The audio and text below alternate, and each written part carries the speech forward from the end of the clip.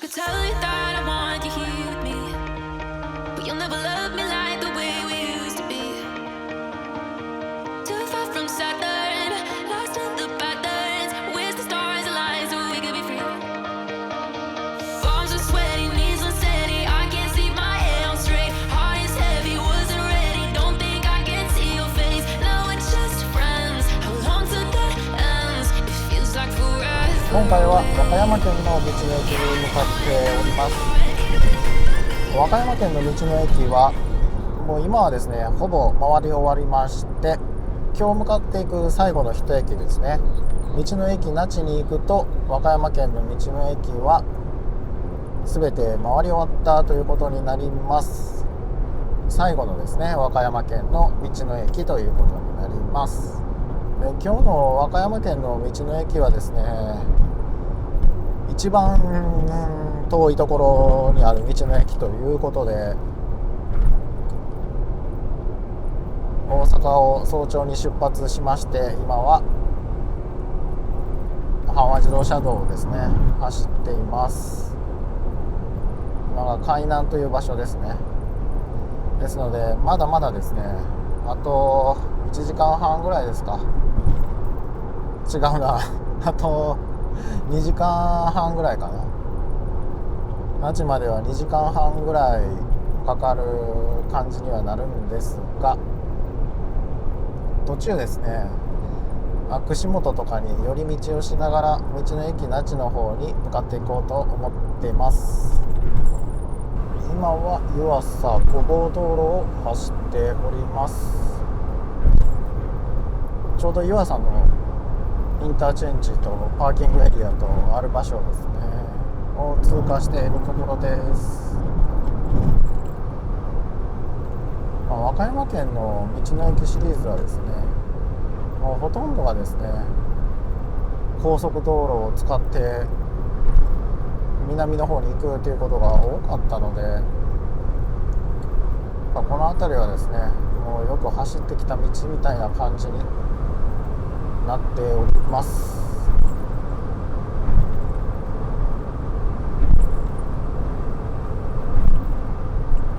今日はこのまま湯浅5号道路を走り抜けまして、そして国道42号線を走って串本を通って那智の方に行くというルートを取っています。いろんな行き方があるんですけど、僕が住んでる辺りからですとこのルートが早いということだったので、こちらのルートの方を通っています。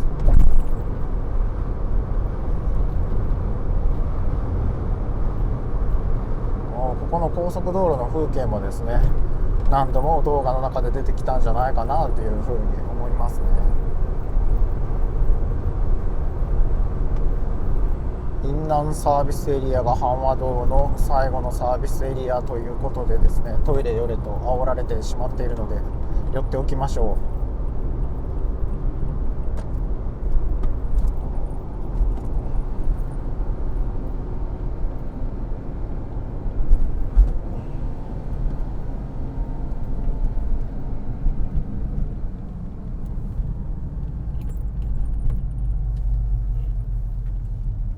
こっち側行けんのかな。なんか改良されたね、ここ。ちょっと止めてみる。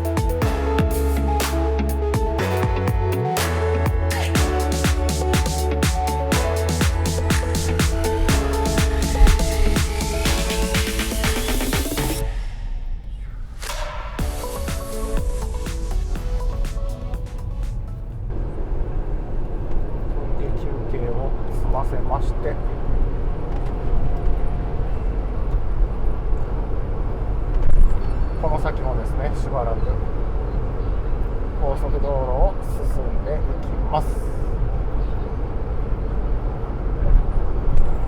今日暑いです。我慢ができません。も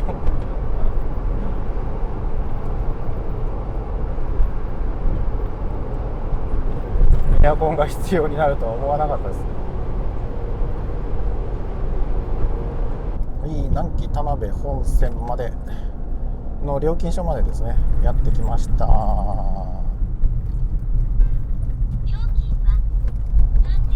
れ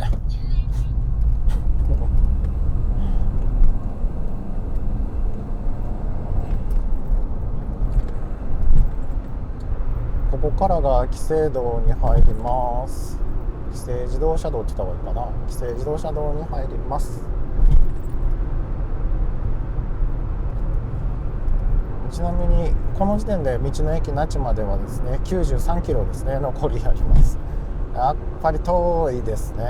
4時間ぐらいはかかるかなとは思ってたんですけど、まさしくといったところかもしれません。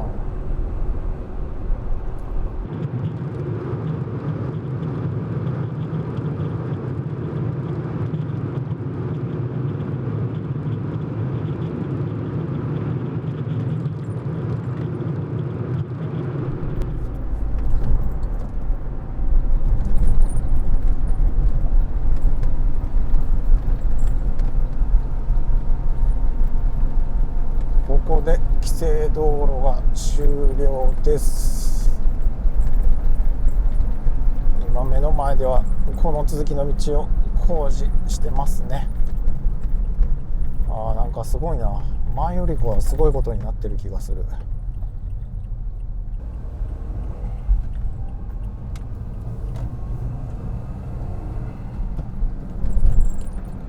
この先はですね、国道42号線の方まで、これ山の上になるんで、山を降りていって、で海沿いの道を走っていくというところですね。道の駅はこの前じゃない、和歌山県の道の駅のですね、すさみに行った時にこの道は通っております。だいたいここまでですね、約3時間ほどかかってますかね。途中で休憩はしてますけど、海が見えますね。和歌山の道の駅巡りが一番楽しかったかもしれないですね。どこの都道府県もいいんですけど、個人的には和歌山好きだなって感じがします。前にですね、道の駅すさみです。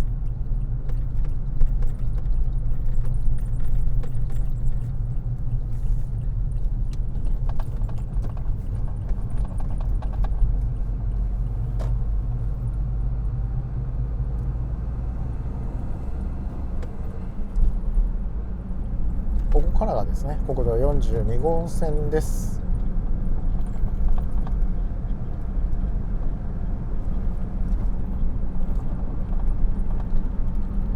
この辺りからは時々ところどころでですね、海が見えてきますので、もうドライブするには最高ですよね。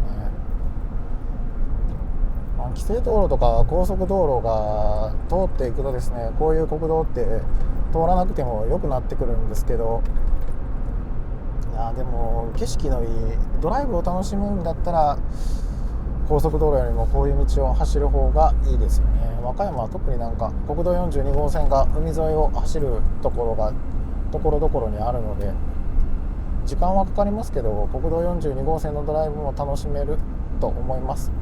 街中の方に入ると混むんでね、なかなか街中の方は高速で、田舎に来たら国道を使ってみたいなドライブもいいのかもしれません。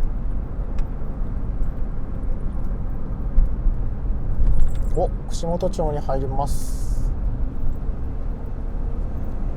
で、今日の道の駅巡りはですね、もう道の駅が回るのは一駅だけでいいんですよね。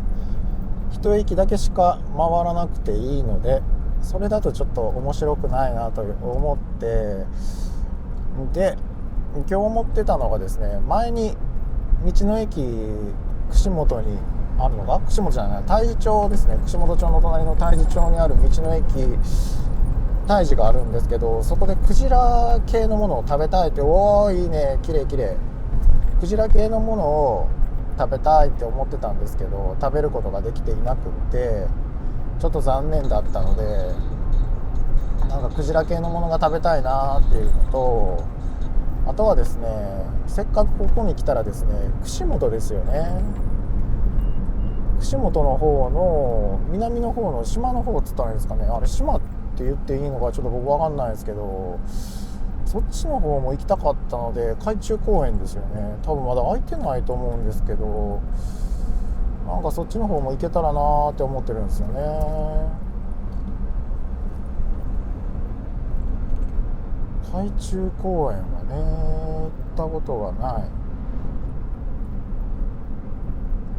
綺麗なのかな、今でもやってるのかな、その辺がちょっと分かんないですけどね。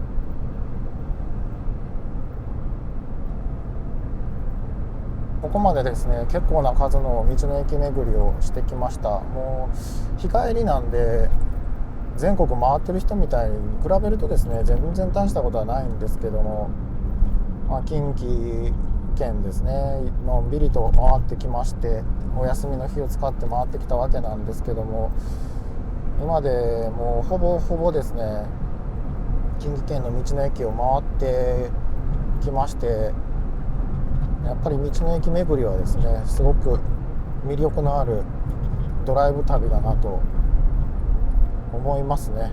その道の駅巡りのいいところっていうのは、道の駅を目標にすると、なんかね、メジャーな観光地以外にも行くことができるって言ったらいいんですかね。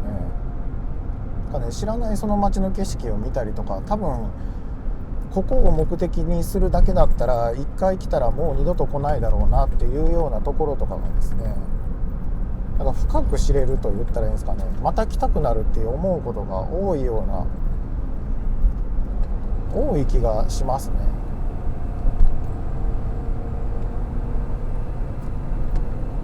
各それぞれの市町村とかに道の駅が設置されていますので、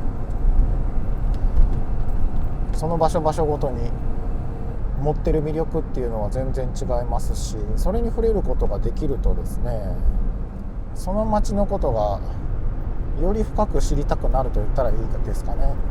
なんか僕はそういう風に思いましたね。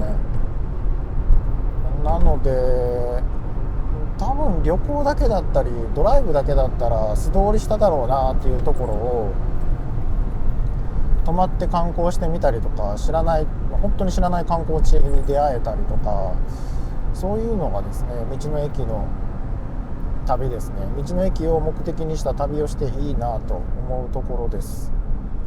すごい細かいね、マニアックな観光地をずっと探せる人だったらいいんですけど、そうじゃなくて、ただドライブをして目的地をここにして、そしたら新しい景色に出会えたっていうのが、なんか道の駅巡りをしててすごく思ったので、都道府県のことを詳しく知ったり、市町村のことを詳しく知ったり、なんかそういうのにも道の駅巡りはいいなというふうに思ってます。もちろんね、一回回っただけでは全然わからないので、でも逆にまたね、行きたくなるんですよね。もう一回行きたい道の駅は本当に山ほどありますので、道のなんか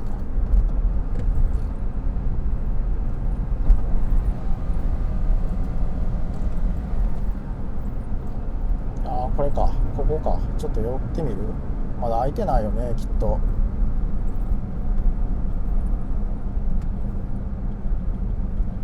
ここを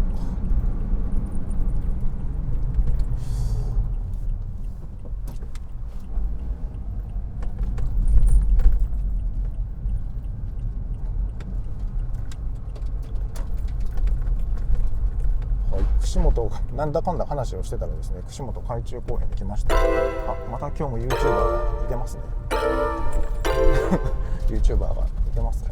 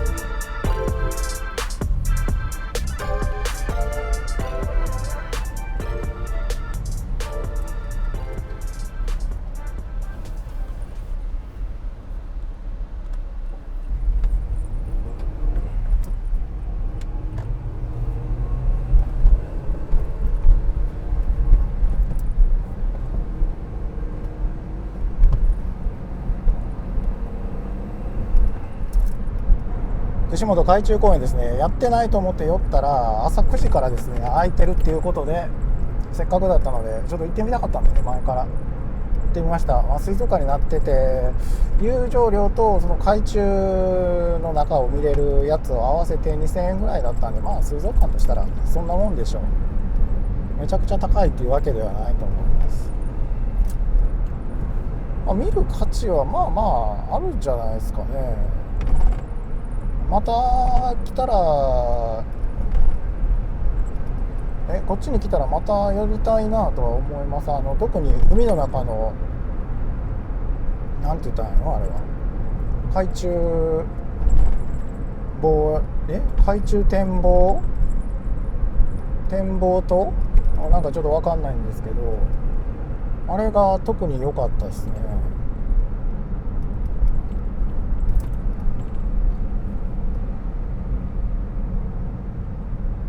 何が良かったっていうのは本当に海に泳いでる魚を見ることができるっていうのがもう全然やっぱりなんかな水槽の中で見る魚とはちょっと違うものを見れると思いました。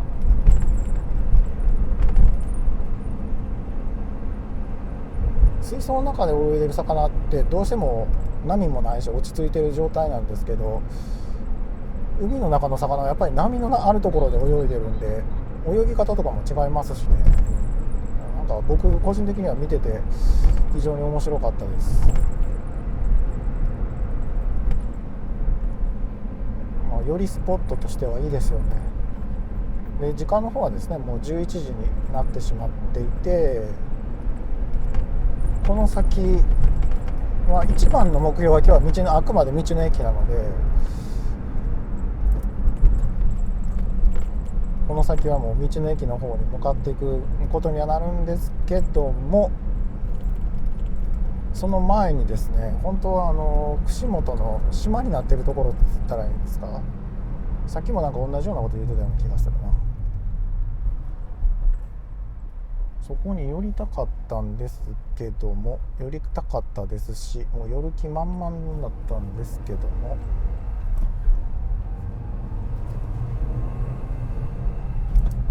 行くとですね完全に時間が足りない状態になりそうなので、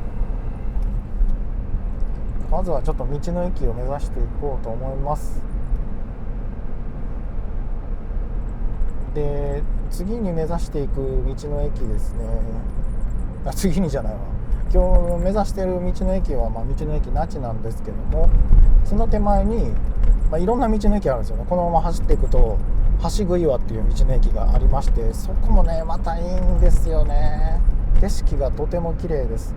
そこの橋杭岩に行った時のですね道の駅の動画はありますので、そちらの方ぜひご覧ください。本当にいい景色です。今日はねちょっと曇ってて天候いまいちなんですけど、前に行った時はもうめちゃめちゃ晴れてて景色めっちゃ良かったんですよね。あそこは夕日が沈むタイミングとかで行くとより綺麗なんじゃないかなっていうふうに思いましたよ。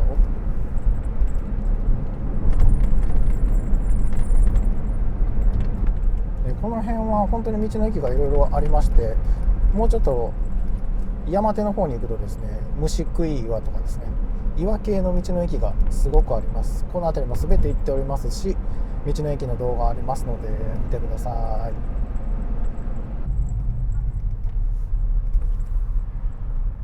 ちょうどこれをですね右の方に行くとそう潮岬ね、台風の時によく出るやつですよねの方に行けるんですけども、行きたかったんですけど今回もキャンセル。前もこっち行こうと思って行けなくって、今回も行けないみたいな。ちょっとね行きたかったな。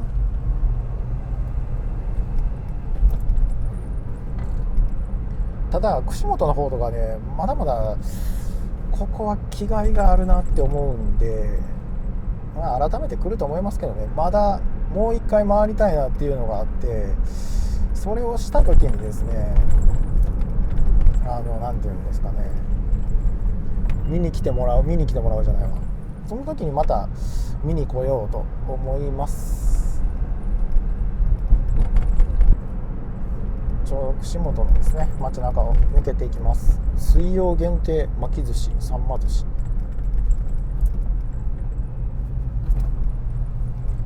気になりますねって感じ。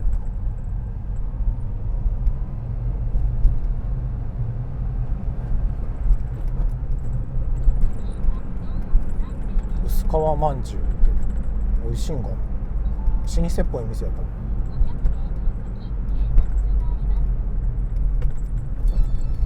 で今向かってます道の駅がですね、道の駅大治というところに行こうと思ってます。そこの道の駅大治でですね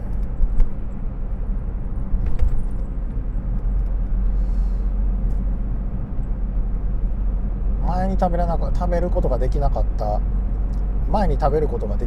クジラをですね、クジラの何でもいいんで何かを食べたいっていうのがあって、クジラの唐揚げとかでもいいですけどね、食べたいというところで大樹の方に向かっております。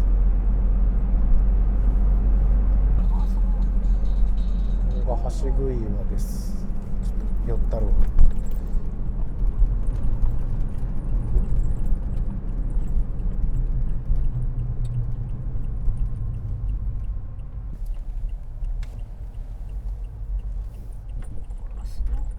すごいでしょ。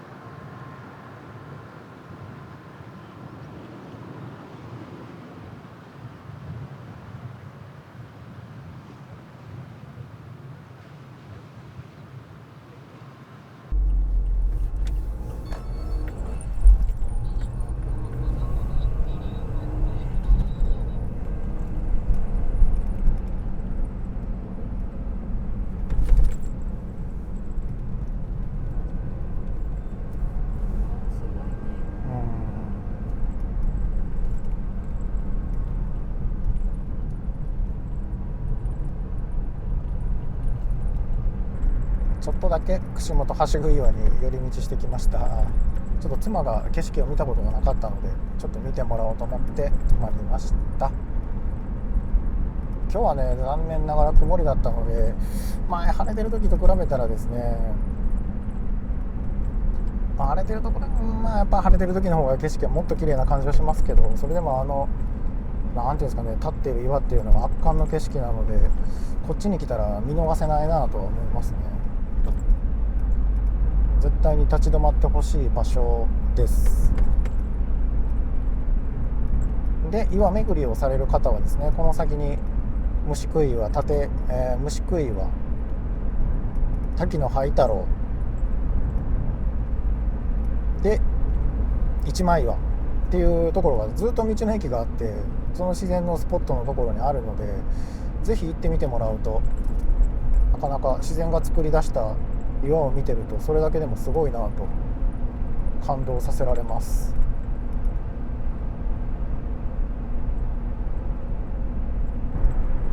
景色が綺麗。こういう絵とかがこう撮れたらいいんやけどね。景色綺麗です。この先は国道42号線をずっと進んでいきます。景色ほんまいい。やっぱり太平洋側の方がいいですよね。日本海側もいいんですけどね。そしてどっちがいいとは言い難いところもあるんですけども、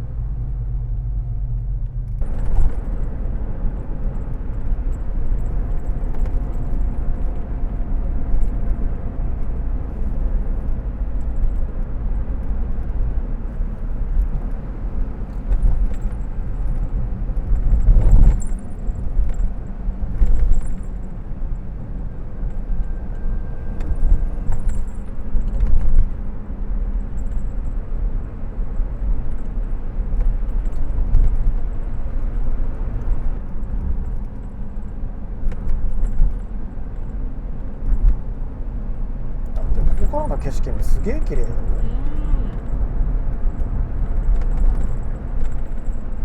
これやね、この先15分って書いてある。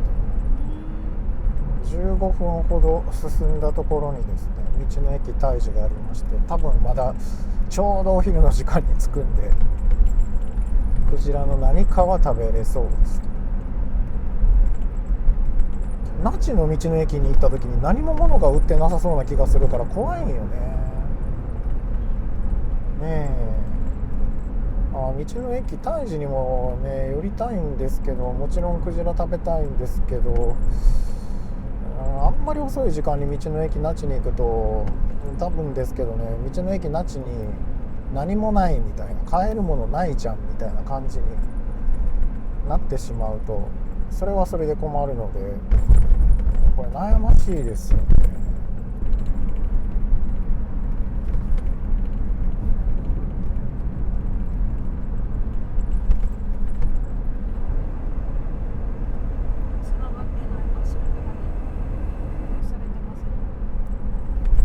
から那智勝浦町に一旦入りますね。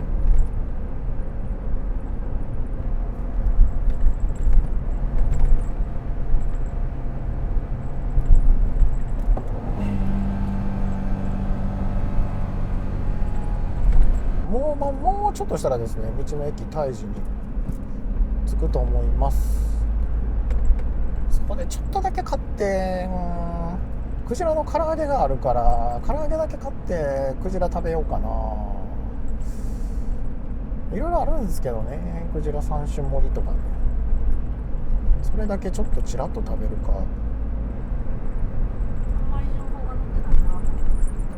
そこすごい、そこ虫食いはあんな感じ。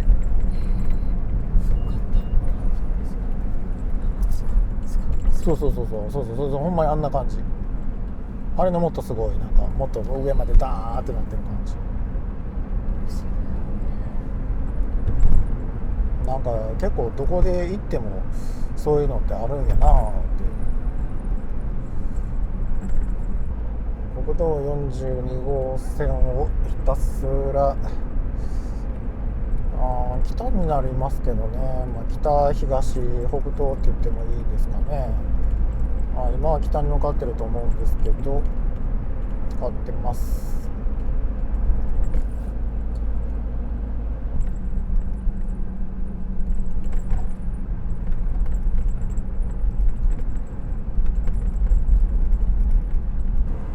道の駅大樹まではここからあと2キロです。国道42号線沿いは結構道の駅ありますからね。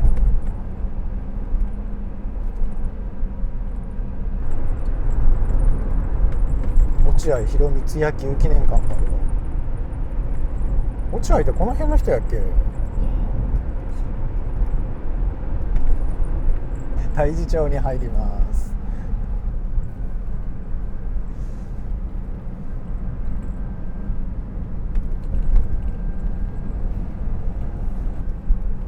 では道の駅大樹の方に一旦寄ってみましょう。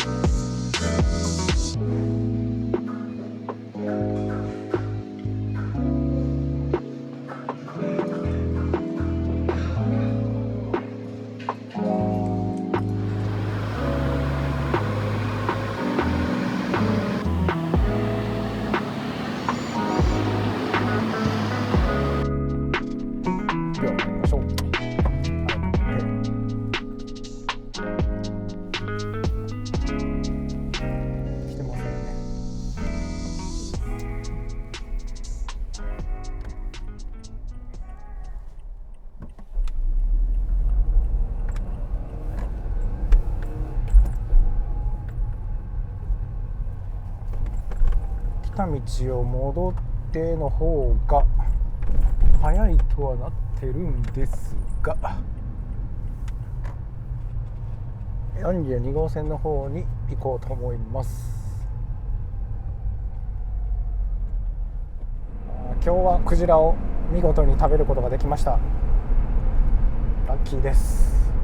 ただお昼ご飯時結構混雑しそうなので、平日でも人多かったので11時半ぐらいに目安に行くと余裕で空いてて座れてクジラをゆっくり食べることができます。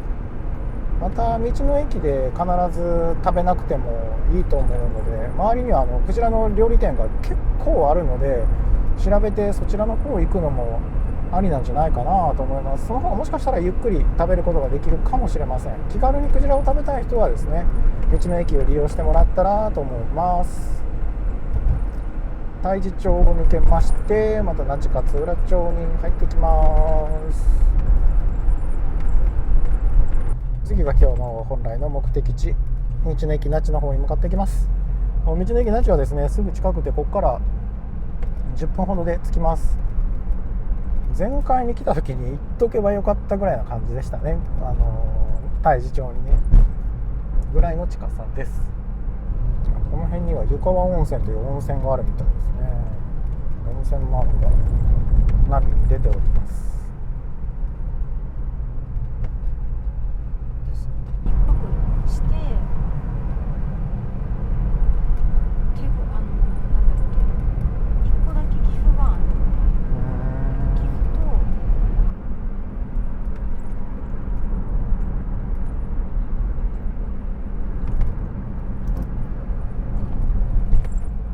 この辺で勝浦の駅周辺みたいですね。那智 2.5 キロ出てきたね。結構冷たい風が来て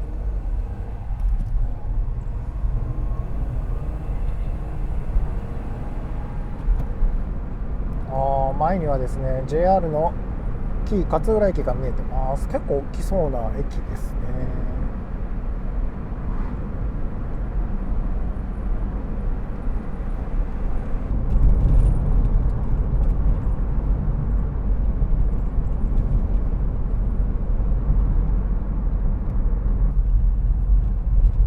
山の上には雲がかかってるからもうちょっとしたら降るのかな。先ほどの道の駅太地とかでですね、これぐらいの時間に売ってるといろいろと何ていうんですかね、売店って言ったらいいんですかね、物産売ってるお店とかの商品が充実してて、マグロとかがですねめちゃくちゃ安く売ってました。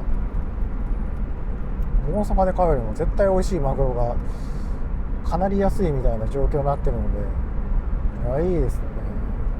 買って帰りたいですけど、持って帰る時に冷やす手段がない、なかなか買って帰れないのが残念です。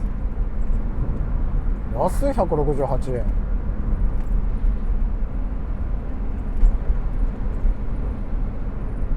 道の駅那智まで1キロの看板見えてきました。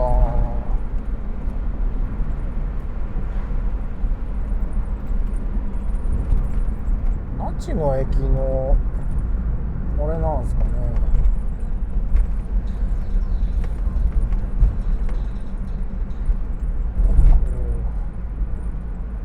那智までですね、あと500メートルです。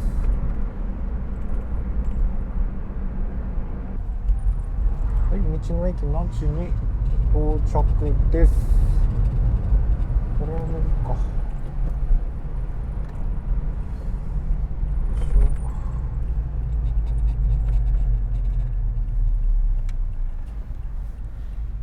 よいしょ。こ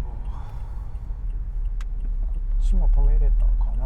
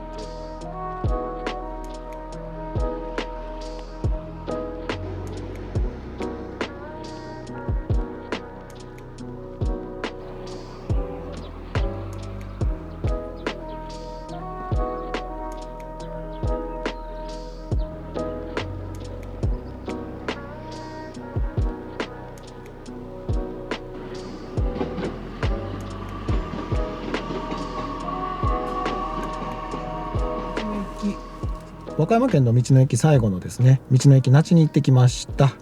道の駅那智の方のですね、物産の方はめちゃくちゃ充実しているっていうわけではないんですけども、この那智の地域のですね、お土産とか、この周辺で作られた、お惣菜とかですね、ご飯とかそういうものが売っていました。でもうちょっと時間が早かったらマグロを使った丼みたいなのも売ってたらしいんですけども、ちょうど僕が行ったタイミングではですね、なくなっていましたので買うことができませんでした。で買ってきたのがですね、はい、こちらの方ですね。那智勝浦のまり姫を使ったいちごのシャーベットと、同じく那智勝浦のまり姫を使ったいちごミルクのアイスクリームです。もう一つがですね、めはり寿司と、マグロがこの辺りは有名ということでマグロカツが入ったですね、めはりとマグロカツのご飯を買ってきました。ちょっと早速なんですけど食べてみましょう。この感じですね。こちらの方ですね。いただきます。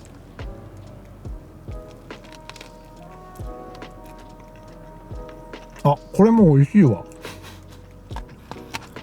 以前に和歌山のシリーズで熊野古道泥京街道だったかな、じゃあ熊野街道、忘れちゃった。ここのめはり寿司すごい美味しいって言ってた場所があるんですけど、これに並ぶぐらい美味しいです。個人的にはすごい好き。美味しいですね。でマグロのカツもせっかくなんで行きましょう。これですね。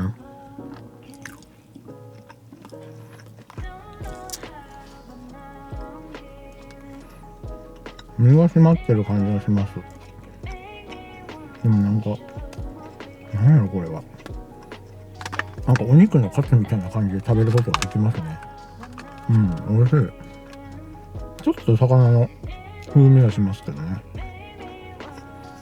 やっぱりちょっととんかつとかとはまた違った味を楽しむことができます。はい、では続いてがですね、もう溶けかけてきてますけど、那智勝浦で作ったですね、まり姫のいちごミルク食べてみましょう。中身はこのような感じになっております。はい、いただきます。うまっ。いちごのつぶつぶの食感がめっちゃしていいですね。なんか甘ったるいいちごミルクじゃなくて、ちゃんといちごの酸味があるんからすごく美味しいです。口の中がさっぱりしますね。いちごミルクだからもうちょっとまったりしてるかなと思ったんですけど、そんなことは全然なくさっぱりしてていいです。ちょっとこちらが限定商品の方になりますので、ぜひこっちの方に来たらですね、買ってみてください。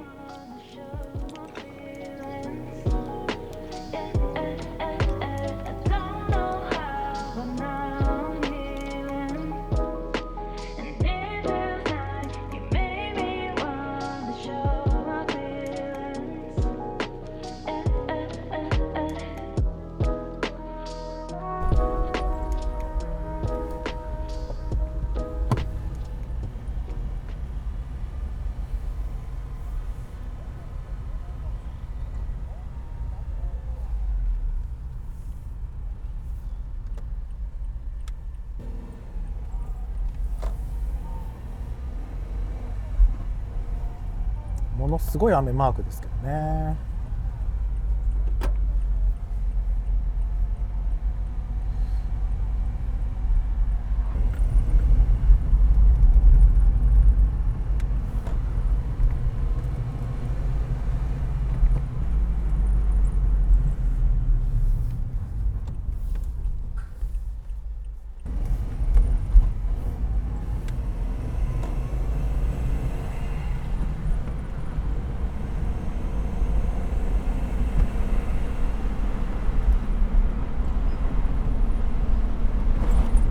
道の駅那智のすぐもう近くといえばですね、もう有名な那智大社ですよね。そして那智大社にですね那智の滝がありまして、ここはですねこちらの方に来たら外せない観光地になるんじゃないですかね。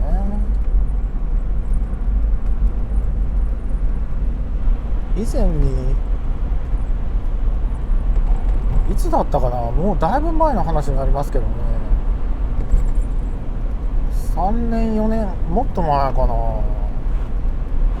に一度那智の方まで来ております。もう那智参道っていうなんだっけ灯籠がね立ってたりしますよね。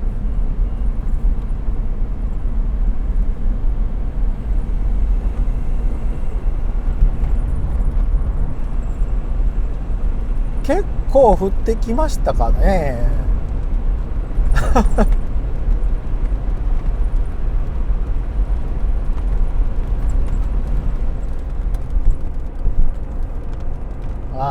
那智の方に行くと雨が降るんですね。こっちは外したかな。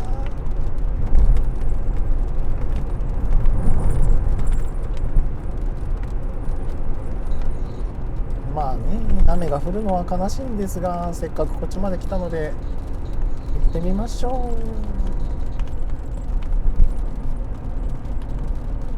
う。ただ傘持ってないんですよね。前もここに来た時ねめっちゃ雨降ってて同じになっちゃったな。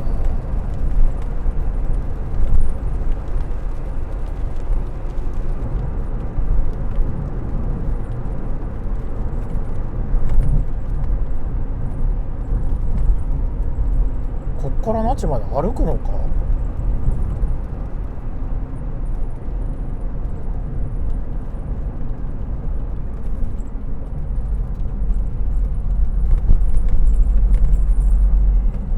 ここ歩くんかな。熊野古道って書いてるね。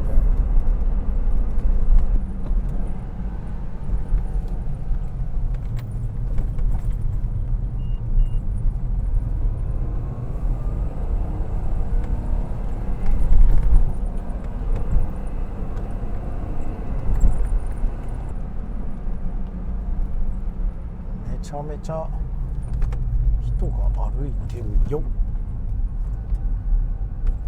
そっか、あそこに止めて大門坂の下りは今度はお迎えに来てんねや。そっか。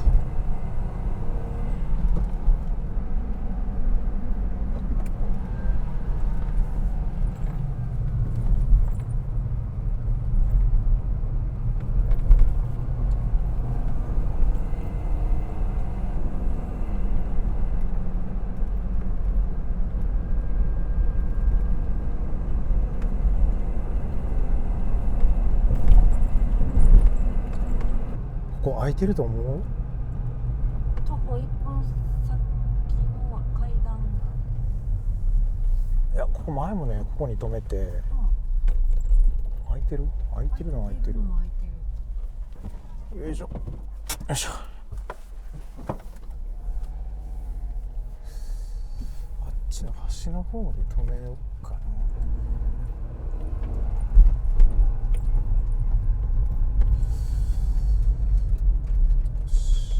こっちにしようか。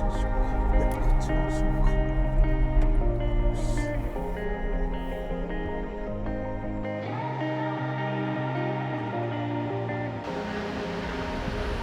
When I'm blue, I think of you in your eyes. How they look at mine, so kinda like that. You slow down time and everything's just fine. I was ocean swimming with just wishbone thinking of my life, the vision drifting by until I found a lighthouse in your heart. Shining like a beacon of bright stars. I was living life, wondering far until I found a lighthouse guiding me like the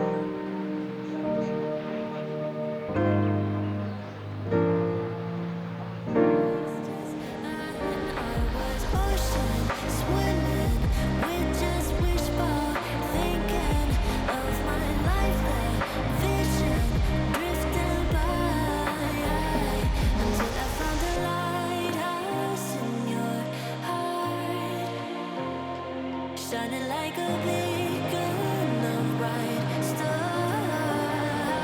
I was living life, wondering if until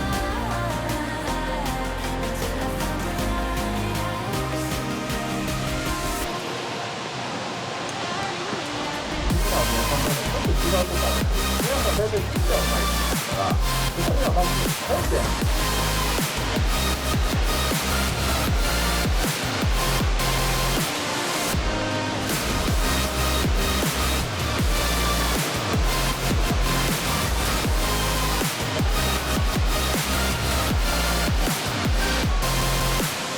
when I was scared, I seen the flare in your shield in a flash. When I asked, oh dear love, where did we come from? You say that like the sun. I had the will and vision, but the road wasね、熊野那智大社と滝のふもとにある別宮の広尾神社の方ですね、行ってきました。熊野古道を歩いて撮られる方とかも結構いらっしゃいますので、外国の方とかがすごく多かったですね。なんか日本人と半々ぐらいやったよね、なんかそんな感じでした。有名な観光地はね、もう外国の方が多いのはもう今に始まったことじゃないといったところですけども、日本人でもなかなか歩かない熊野古道を歩いてっていうのはすごいなと思います。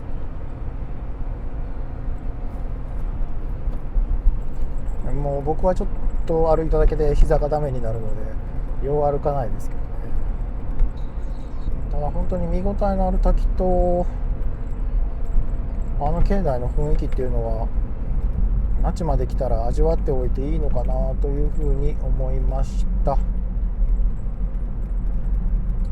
で神社とかもですね、神社巡りとかが好きな方は熊野大社は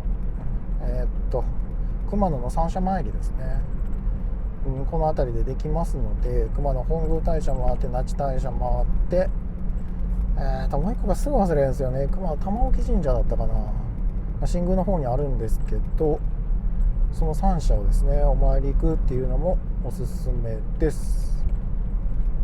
これでですね和歌山の道の駅が1回ずつですけどね全て回り終わりました。なんか時間はですね結構かかってるんですけど、僕の中ではあっという間だったなというふうに思います。和歌山の道の駅ですね、36駅ぐらいあったと思うんですけども、和歌山の道の駅はどの道の駅もすごく良かったなと思いました。順位はねなかなかつけられないですけど、行った先でどこも楽しめますね。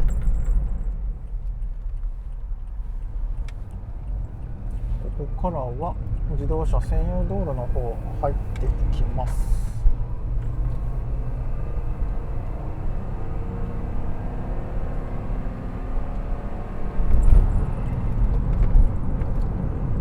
帰りはですね、せっかくなんで紀伊半島を一周してぐるっと帰るかというところで、このままですね新宮の方に向かっていきます。ここから大阪の北の方まで帰るのはどっち側から帰ってもあんまり変わんないらしいですよね。ナビによると1分ぐらいしか変わんないです。料金がね、料金もあんま変わんないんですよね。帰りはちょっと違う道で気分を変えて帰ることにします。